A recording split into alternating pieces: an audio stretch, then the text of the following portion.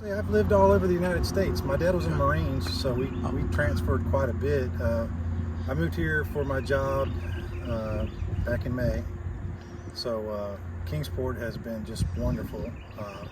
I love the area. We moved from South Texas, Corpus Christi, and very hot. So yeah, Kingsport called us. We came to look at the skate park, and it's probably one of the nicest skate parks that we've been to, especially for a size of this town. I mean, it has been just phenomenal. We've been to major parks all over the United States, and for the size of this city, the quality of this park is up there. Gotcha. Yeah.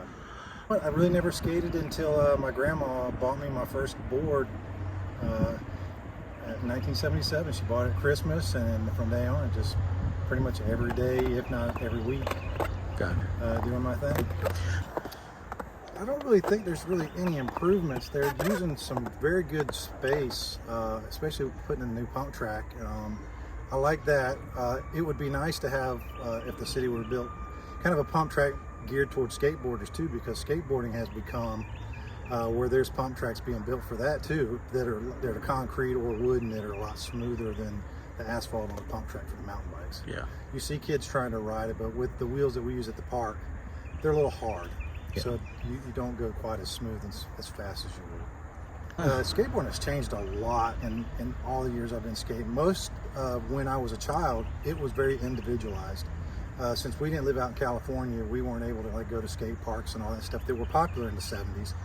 Unfortunately, those parks, even in California, closed down in the early 80s, early to mid 80s. And so that created a dead zone in skateboarding around that time. So a lot of kids got out of it.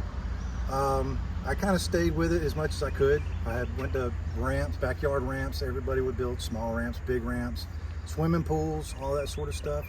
But you notice in skateboarding, it's like a lot of things. You have a lot of ebbs and flows.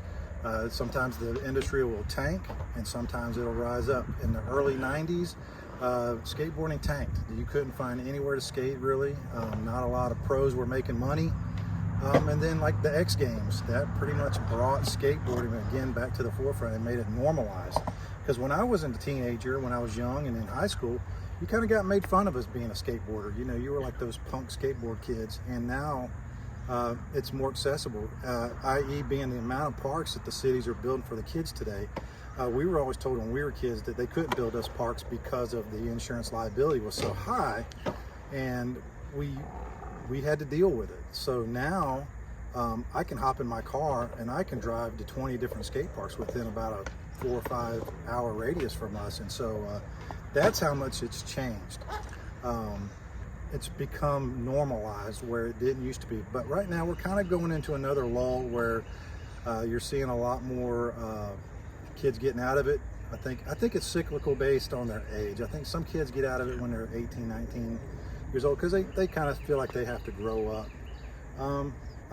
You know, I never really did that because it just felt like it was such a part of me, and I think that's what's different.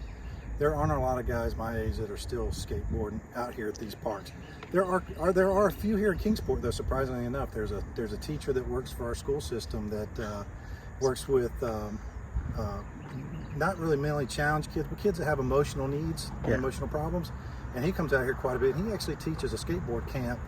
He was doing it about every Saturday that I saw out here. So I mean, that goes to show there's still some people out there that are diehards. Wow. They're still doing it.